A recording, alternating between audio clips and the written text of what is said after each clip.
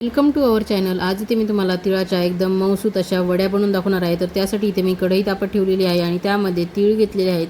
तीळ स्वच्छ निवडून चाळून साफ करून घेतलेले आहेत। त्यानंतर इथे एक वाटी तीळ टाकल्यानंतर आपण थोडेसे काजू आणि थोडेसे बदाम आणि 2-3 विलायच्या यामध्ये भाजून घेणार आहोत। तर तीळ एकदम लो टू मीडियम फ्लेमवर आपल्याला भाजायचे आहेत। खूप मोठ्या गॅसवर तीळ भाजायचे नाहीत, नाहीतर आतून ते कच्चेच राहतात आणि वरतूनच फक्त आपल्याला भाजल्यासारखे दिसतात। तर व्यवस्थित लो टू मीडियम फ्लेमवरती हे भाजायचे आहे। त्यामुळे तुमच्या जी वडी तुम्ही तयार करणार आहे तिची चव एकदम छान लागणार आहे। त्यानंतर यामध्ये मी थोडंसं सुंठ देखील टाकून घेतलेलं आहे, कारण आपण तीळ गुळाची वडी बनवणार आहोत। गुळ असल्यामुळे त्यामध्ये सुंठीची चव एकदम झकास अशी लागणार आहे। तर अशा पद्धतीने बघा, चांगले तीळ फुलेपर्यंत असे तडतड चांगले वाजेपर्यंत मी इथे भाजून घेतलेले आहेत। त्यामुळे सुकामेवा आणि विलायचीसुद्धा चांगली भाजून निघलेली आहे आणि हे सगळं जिन्नस चांगलं भाजल्यामुळे याची पूड देखील चांगली होणार आहे मिक्सरमध्ये। तर आपण ते सर्व साहित्य ताटामध्ये गार होण्यासाठी टाकलेलं आहे। त्यानंतर ह्याच कढईमध्ये मी 1 वाटी दूध टाकून घेतलेलं आहे आणि दूध आपल्याला कोमट पाहिजे आहे। एकदम गरम कढईमध्ये मी दूध टाकलेलं आहे, त्यामुळे ते थोडंसं कोमट होईपर्यंत मी याला 1-2-3 मिनटं राहू देणार आहे। आणि दूध कोमट झाल्यावर आपण इथे 1 वाटी एवढा गूळ टाकून घेणार आहोत। गूळ या दुधामध्ये पूर्णपणे विरघळवून घ्यायचा आहे आपल्याला। हे बघा, अशा पद्धतीने कलर येतो। तर तोपर्यंत आपले तीळ आणि हे सुकामेवा सगळा गार झालेला आहे। तर आपण हे मिक्सरमध्ये बारीक करणार आहोत। तर या भांड्यामध्ये मी टाकून घेणार आहे। या भांड्यात आधीच मी तिळगुळ बारीक केलं होतं, म्हणून तेच भांडं पुन्हा वापरलेलं आहे। त्यानंतर हे सर्व तिळाचं आणि सुकामेवाचं मिश्रण टाकल्यावर यामध्ये मी 1 वाटी एवढी मिल्क पावडर ॲड करणार आहे। तर अशा पद्धतीने बघा, आपण ह्या एकदम छान अशा टेस्टी जरा वेगळ्या चवीच्या अशा तिळगुळाच्या वड्या बनवणार आहोत। तर इथे बघा, हे मिश्रण एकदम छान असं बारीक मिक्सरमध्ये मी वाटून घेतलेलं आहे।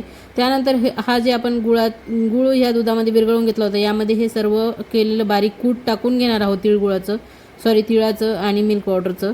तर त्यानंतर हे सर्व आपण गॅस बंद असतानाच ह्या दुधाच्या आणि गुळाच्या मिश्रणामध्ये हे सर्व कूट व्यवस्थित मिक्स करून घेणार आहोत। गॅस बंद असतानाच याच्यातल्या गुठळ्या वगैरे सगळं मोडून घेणार आहोत। तर अशा पद्धतीने सॉफ्ट असं हे मिश्रण आपल्याला या कढईमध्ये गॅस चालू न करताच तयार करून घ्यायचं आहे। तर रेसिपी एकदम साधी सोपी आहे, अगदी कमी साहित्यामध्ये होते आणि एकदम झटपट अशी होते। तर इथे बघा, सर्व साहित्य आपण मिक्स केल्यानंतर गॅस इथे चालू करणार आहोत आणि छान हे जे सर्व मिश्रण आहे ते चांगलं घट्ट एकसंध होईपर्यंत आपल्याला सतत याला ढवळत राहायचं आहे। तर तुम्हाला देखील माझ्या पद्धतीने ह्या तिळगुळाच्या वड्या बनवायच्या असतील तर नक्कीच रेसिपी शेवटपर्यंत बघा, कुठेही स्किप करू नका। आणि आवडल्यास चॅनलला सबस्क्राईब करा, व्हिडिओ लाईक नक्की करा आणि इतरांना शेअर देखील करा।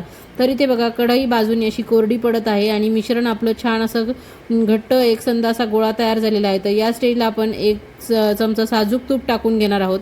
तर एकदम सोपी रेसिपी आहे, कमी साहित्यामध्ये होते आणि खायला तर एकदम बेस्ट अशी लागते। तर आपलं हे साहित्य असं चांगलं व्यवस्थित गोळा घट्ट झालेला आहे। तर इथे मी ताटाला साजूक तूप लावून ग्रीस करून घेतलेला आहे आणि खाली इथे बघा, मी भाजलेल्या तिळातले थोडे तीळ ठेवले होते, ते इथे खाली टाकून घेणार आहे।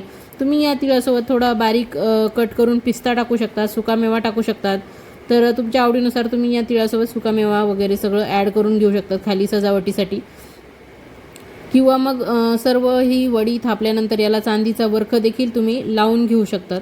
तर हे सर्व साहित्य मी ह्या ग्रीस केलेल्या ताटामध्ये काढून घेणार आहे आणि नंतर याच उलथण्याने चांगलं याला छान असं व्यवस्थित पसरवून घेऊन वड्या अशा चांगल्या थापून घेणार आहे हे सर्व जे मिश्रण आहे ते। तर आधी उलथण्याने व्यवस्थित इथे मी थापून घेणार आहे आणि वरतून सुद्धा आपण हे जे भाजलेले तीळ आहेत ते इथे सजावटीसाठी किंवा आपल्या वड्या ज्या आहेत त्या कट केल्यानंतर आणि सर्व करताना चांगल्या दिसाव्यात म्हणून वरतून सुद्धा भाजलेले तीळ टाकून घेणार आहे।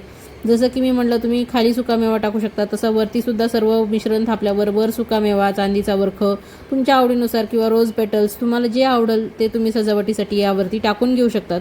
तर वाटीने पण मी इथे छान अशा मौसूत ह्या वड्या चांगल्या एकसारख्या दिसाव्यात असं थापून घेतलेल्या आहेत या प्लेटमध्ये। आणि अशा पद्धतीने ह्या ज्या मौसूत वड्या आहेत ह्या अगदी लहान मुलांपासून वयस्कर व्यक्तींपर्यंत कोणीही खाऊ शकतं। बिलकुलही त्यांना या वड्या खाताना त्रास होणार नाही, इतक्या छान आणि चवीला एकदम भन्नाट अशा या वड्या तयार होतात, कारण यामध्ये आपण सुकामेवा घातलेला आहे आणि यामध्ये मिल्क पावडर देखील घातलेली आहे। तर 2-3 तास चांगलं सेट झाल्यानंतर मी याच्या वड्या पाडून घेणार आहे। तर तुम्ही बघू शकतात की आपली जी सुरी आहे ती इझिली यामध्ये जाते आणि वड्या एकदम छान अशा कट होत आहेत। तर तुम्ही देखील माझ्या पद्धतीने ही रेसिपी करून बघा आणि याआधी जर तुम्ही ही रेसिपी करून बघितलेली असेल तर नक्की मला कमेंट करून सांगा। आणि मी जी ही पद्धत तुम्हाला दाखवते आहे वड्या करायची, ही तुम्हाला आवडली असेल तर नक्कीच एक लाईक जरूर करा आणि तुमची प्रतिक्रिया मला कमेंटद्वारे कळवा. तर अशा पद्धतीने ह्या वड्या तुम्ही हळदी कुंकालासुद्धा देऊ शकतात किंवा आपण नातेवाईकांना तिळगुळ देतो तर ह्या तिळगुळाच्या वड्यासुद्धा तुम्ही त्यांना देऊ शकतात किंवा घरी बरेच जण येतात तर त्यांनासुद्धा या हातावरती तुम्ही तिळगुळाच्या वड्या देऊ शकतात. तर अशा पद्धतीने ह्या जरा वेगळ्या चवीच्या तिळगुळाच्या वड्या तुम्ही नक्की करून बघा.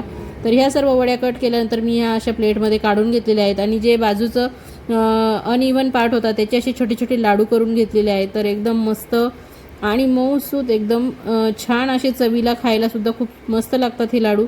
तर नक्कीच एकदा तुम्ही ही रेसिपी ट्राय करून बघा आणि केल्यानंतर तुमच्या घरच्यांना आवडली की नाही किंवा तुम्हाला स्वतःला आवडली की नाही ते मला कमेंटद्वारे सांगा.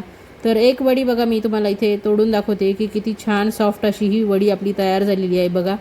तर मस्त जरा वेगळ्या पद्धतीची आहे. तर तुम्ही पण करून बघा, खा प्या मजा करा आणि नक्कीच ही रेसिपी ट्राय करा. थँक्यू.